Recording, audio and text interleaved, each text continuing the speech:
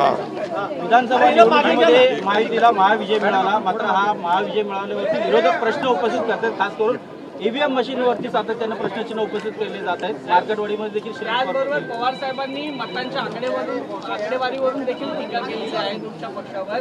आकडेवारीची स्टॅटिस्टिक्स सांगितली आणि सांगितलं की एवढ्या मतांमध्ये घोळ आहे. खरं म्हणजे यापूर्वीच झारखंडमध्ये पण देखील मतदान झालं, कर्नाटकमध्ये झालं, लोकसभेत झालं, आता प्रियांका गांधी देखील जिंकल्यात. म्हणजे जेव्हा आपण हरतो तेव्हा ईव्हीएम घोटाळा म्हणायचं आणि जेव्हा आपण जिंकतो तेव्हा मग ईव्हीएमची ऐवजी बॅलेट पेपरची मागणी कुणी करत नाही. हे खरं म्हणजे दुटप्पीपणा आहे. हे खरं म्हणजे विरोधी पक्षाकडे कुठलाही आता मुद्दा राहिलेला नाही आणि विरोधी पक्षाला या महाराष्ट्रातल्या जनतेने, मी म्हणालो होतो की विरोधी पक्षाला या महाराष्ट्रातली जनता चारी मुंड्या चित करेल. आमच्या लाडक्या बहिणी, लाडके भाऊ, लाडके शेतकरी, लाडके ज्येष्ठ सर्व घटकांनी या राज्यातल्या विरोधी पक्षाला त्यांची जागा दाखवली. कारण घरी बसणाऱ्यांना लोक मतदान करत नाहीत, काम करणाऱ्यांना, फील्डवर उतरून काम करणाऱ्यांना लोक मतदान करतात. हे या निवडणुकीने दाखवून दिलेलं आहे. लोकसभेची आकडेवारी आपण जर पाहिली तर महायुतीला 2,48,12,627 मतं आहेत. म्हणजे 43.55% मतदान झालं आणि आम्हाला जागा मिळाल्या 17 आणि महाविकास आघाडीला 2,50,00,000 म्हणजे 2 लाखाचा फरक आहे आणि त्यांना मिळाली मतं, आम्हाला मिळाली 43.55% आणि महाविकास आघाडीला 43.71%. म्हणजे 15-16चा फरक आहे आणि या पॉईंटमुळे आम्हाला जागा मिळाल्या 17 आणि महाविकास आघाडीला जागा मिळाल्या 31. मग हा ईव्हीएम घोटाळा झाला का म्हणायचा? मग तेव्हा त्यांनी कुठलाही ईव्हीएमच्या बद्दल आक्षेप घेतला नाही आणि त्यामुळे काल मी आदरणीय पवार साहेबांचं देखील ऐकत होतो. त्यावेळेस त्यांनी म्हटलं की शिवसेनेला 79 लाख जागा मतं मिळाली आणि 57 जागा मिळाल्या आणि काँग्रेसला 80 लाख मतं मिळाली आणि त्यांना 16 जागा मिळाल्या. कारण काँग्रेसने जवळपास 100पेक्षा जास्त जागा लढवल्या, आम्ही 80 जागा लढवल्या. त्यामुळे कमी जागा लढवल्या आणि त्यांनी जास्त जागा लढवल्या. त्यामुळे शेवटी हे प्रत्येक मतदारसंघ वाईज वेगळं वेगळं गणित आहे. हे किती मार्जिनने कोण निवडून आला, कोणी 1000 मतांनी निवडून आला. आता आमच्या 8-10 जागा 1200 मतांनी आम्ही हारलो आहे. मग त्या निवडून आल्या असत्या तर आमच्या 70 जागा झाल्या असत्या. मग 79-80 लाखामध्ये 70 जागा, मग याच्यावर तर मोठा आक्षेप घेतला असता. परंतु मी आपल्याला मुद्दाम या ठिकाणी सांगतो, लोकसभेमध्ये शिवसेनेला 73,67,674 मतं मिळाली आणि NCPला 58,51,166 मतं मिळाली. पण आम्हाला मिळाली 73 लाख आणि NCPला मिळाली 58 लाख आणि आम्हाला मिळाल्या 7 जागा, NCPला मिळाल्या 8 जागा. मग तिथं ईव्हीएम घोटाळा झाला का? हा देखील माझा सवाल आहे. त्यामुळे एवढंच मी या ठिकाणी सांगतो की ईव्हीएम वर आक्षेप घेणं, मग तुम्हाला विजय मिळतो, तुम्हाला जेव्हा जागा जास्त मिळतात त्यावेळेस ईव्हीएम चांगला असतो आणि जिथं जेव्हा पराभव होतो तेव्हा ईव्हीएम खराब असतो.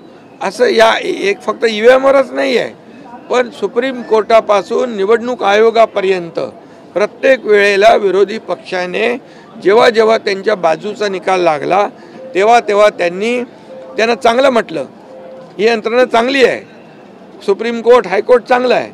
आणि जेव्हा त्यांच्या विरोधामध्ये निकाल लागला तेव्हा सुप्रीम कोर्टावर देखील आक्षेप घेतला यांनी, सुप्रीम कोर्टावर देखील आरोप केले. खरं म्हणजे हे लोकशाहीला घातक आहे.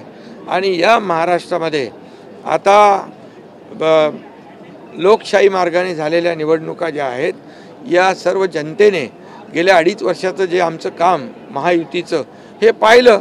आणि मी पुन्हा पुन्हा सांगण्याची गरज नाही की 2.5 वर्षामध्ये महाविकास आघाडीने बंद पाडलेले प्रकल्प मी, देवेंद्रजी, अजित पवार यांनी आम्ही एवढ्या वेगाने पुढे नेले. आणि दुसरीकडे कल्याणकारी योजना आम्ही सुरू केल्या. लाडक्या बहिणीपासून, लाडक्या भावापासून, लाडका शेतकरी सगळ्या योजना सुरू केल्या. आणि या योजनांचा परिपाक जो आहे, मी नेहमी म्हणायचो या कामांची पोचपावती आम्हाला या निवडणुकीमध्ये बघायला मिळेल. आणि तसंच झालं.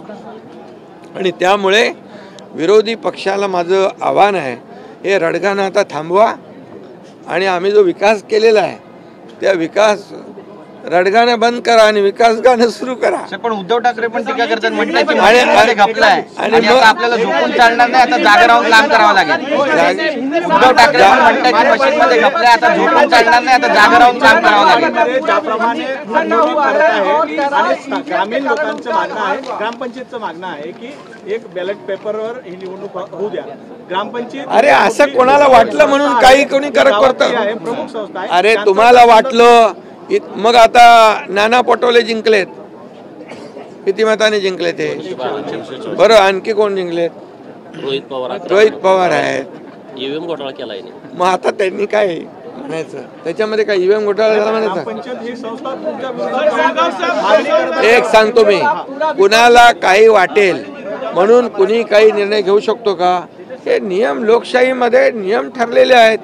निवडणूक आयोग आहे, घटना आहे आणि संविधान आहे, या सगळ्या गोष्टी आहेत. त्यामुळे हे जे काय रडीचा डाव आहे, हा रडीचा डाव बंद केला पाहिजे. आणि या लोकांनी दिलेलं मॅन्डेट एवढ्या मोठ्या प्रमाणावर त्याचं स्वागत केलं पाहिजे. आता मला सांगा, काल शपथ घेतली नाही, ईव्हीएमचा आक्षेप, मग आज शपथ घेतली, मग ईव्हीएमचा आक्षेप दूर झाला का असं म्हणायचं? आणि म्हणून हे सगळं फक्त गेले 2.5 वर्ष आम्ही हेच पाहतोय, आरोप आरोप आरोप. आता जनतेने मॅन्डेट दिले, आता तुमचे म्हणजे आता बोलण्याला काय संधी आहे तुम्हाला? पुन्हा म्हणजे गिरे तो भी टांग ऊपर अशातला प्रकार आहे.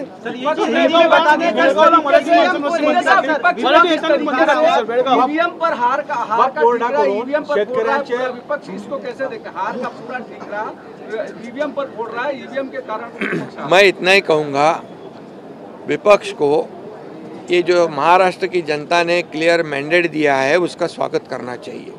एक पॉजिटिव उनका अप्रोच होना चाहिए, क्योंकि हमारे 2.5 साल के महायुति सरकार ने इतना काम किया है, इतनी योजनाओं को लागू किया है, इतने प्रकल्प को आगे बढ़ाया है. और इसीलिए उसका परिपाक ये है. ये मैंने पहले ही कहा था, मैं, देवेंद्र जी, अजीत दादा, हम हर सभा में यही कहते थे कि हमने जो 2.5 साल में इतना ऐतिहासिक काम किया है कि इसकी स्वर्ण अक्षरों में उसका लिखा जाएगा, सुनहरे अक्षरों में. क्योंकि एक तरफ जो विकास के प्रकल्प बंद थे वो हमने शुरू कर दिए, दूसरी तरफ लोक कल्याणकारी योजनाएं हमने शुरू कर दी और उसमें हर घटक को लिया है. लाडली बहना से लेके लाडले भाई से लेके लाडले किसान से लेके लाडले ज्येष्ठ से लेके सभी लोगों को उसमें सरकार ने योगदान उनका देखकर सहयोग किया है. और इसीलिए मैं ये इतना ही कहूँगा कि उनका जो अभी झारखंड में चुनाव हुआ, प्रियंका गांधी जी का चुनाव हुआ, कई लोगों का चुनाव हुआ, ये इधर का नांदेड़ बाई इलेक्शन का चुनाव हो गया, उसमें भी कांग्रेस की जीत हुई है. तो ये सब जब उनकी जीत होती है तो ये ईवीएम अच्छी है, उनकी जीत होती है, उनके बाजू से निकाल होता है तो इलेक्शन कमीशन के निर्णय अच्छे होते हैं, उनके बाजू से अगर फैसला होता है तो सुप्रीम कोर्ट अच्छा होता है. अगर सही फैसला सुनाने के बाद तुरंत वो एजेंसी, वो यंत्रणा गलत हो जाती है, गलत उसको साबित किया जाता है. ये पिछले कई सालों से शुरू है, इसको भी बंद करना चाहिए रोना धोना. ये जो आज मैं कहूँगा कि लोकसभा में हमें महायुति के 2,48,12,000 वोट मिले और 43.55% वोट मिले, और महाविकास आघाड़ी को 50 लाख मिले, 43.71. मीन्स पॉइंट का फर्क है, कुछ पॉइंट का फर्क है, लेकिन हमें जगह मिली 17 और उनको मिली 31, तब हम क्या कहेंगे? तभी ईवीएम का घोटाला नहीं कहा उन्होंने।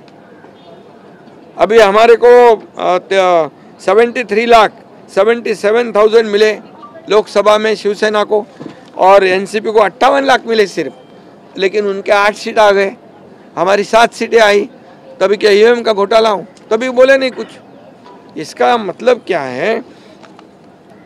यहाँ पर अभी भी मैं कहूँगा कि महायुति को 49.30% वोट मिला है अभी विधानसभा में, और इनको महाविकास आघाड़ी को, मतलब महायुति को 3 करोड़ 18 लाख, महाविकास आघाड़ी को 2 करोड़ 35 लाख। तो वोट कितने, 1 करोड़ का फर्क है। और ये ऐसा कोई भी नहीं कह सकता है, क्योंकि हर चुनाव क्षेत्र में हर कैंडिडेट को मार्जिन जो है कम ज़्यादा मिलता है, तो इसको सभी एक ही तराजू में तौल नहीं सकते हम। इसलिए मैं यही कहूँगा कि अभी उन्होंने ये ईवीएम वाला जो मामला है, अभी बोले शिवसेना को इतने कम सीटें मिली 16 और हमें मिली 57। तो शिवसेना ने, कांग्रेस ने तो 100 के ऊपर लड़ी थी, हम तो 80 लड़े थे। तो ये भी बात है। तो इसका विश्लेषण करते समय लोगों ने सही विश्लेषण करना चाहिए, क्योंकि ये सिर्फ अभी नासिक में मालेगांव में 1,98,869 चुनाव वोट मिले लोकसभा में, और अभी विधानसभा में 7,527। उधर बीजेपी का कैंडिडेट नहीं। फिर ये क्या, किसने हैक कर दी मशीन? ये सब चुनाव हारने के बाद ये ऐसे बात करना उचित नहीं है। इससे लोगों के दिशाभूल करने का काम जो है वो कर रहे हैं। अभी वो कोई किधर, किसी को लगता है बैलेट में चुनाव ले लो, किसी को लगता है ईवीएम में ले लो, ऐसा नहीं होता है ना। ये संविधान की बात है। ये सभी जो काम निर्णय है वो नियम के अनुसार होते हैं, और इसलिए मैं इतना ही कहूँगा कि ये चुनाव हमने महायुति सरकार ने जीता है, ये काम के बलबूते पे जीता है, और लोगों ने जो मैंडेट दिया है, ये मैंडेट को वो विपक्ष ने स्वागत करना चाहिए और साथ देना चाहिए इस राज्य के विकास के लिए। अभी उन्होंने कल शपथ नहीं ली थी, बोले ईवीएम का घोटाला है, तो अभी आज शपथ ले ली, तो क्या ईवीएम का घोटाला के आक्षेप खत्म हो गया? एकनाथ जी, महायुतीचं सरकार जे आहे, महायुतीचं सरकार आहे, हे शेतकऱ्यांचं सरकार आहे असं तुम्ही म्हणून शेतकऱ्यांचे जमीन देण्यात आले आहे। ये गांव हमारे हैं और इसको खाली कर दो, इसको देखिए, नियम बाह्य कुठलंही काम होणार नाही। हे सरकार नियमाने चालणारं आहे, लोकशाही मार्गाने चालणार आहे, संविधानाच्या मार्गाने चालणार आहे, त्यामुळे कुठेही कुणावरही अन्याय होणार नाही। उद्धव ठाकरे आता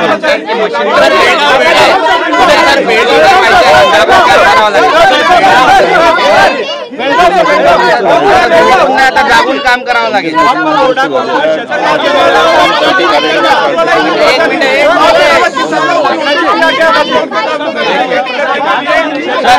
ठाकरे पण म्हणतात मशीनमध्ये घपलाय, आता झोपून नाही तर जागून काम। अरे बाबा, डोळ्यात तेल घालून काम करू दे, चांगलं आहे, काम केलंच पाहिजे। आता काम केलं असतं तर हा निकाल लागला असता का? काम आम्ही 2.5 वर्ष केलं आणि ते बसून राहिले, त्यामुळे 2.5 वर्षाचं कामाची पोचपावती आहे, कामाची पोचपावती आहे। शेतकऱ्यांना देखील हे सरकार कधी वाऱ्यावर सोडणार नाही, आणि मी आपल्याला सांगितलं अगोदर, कुठलंही नियमबाह्य काम होणार नाही। हे जनतेचं, सर्वसामान्य जनतेचं सरकार आहे, सर्वसामान्य जनतेच्या पाठीशी राहणारं सरकार आहे।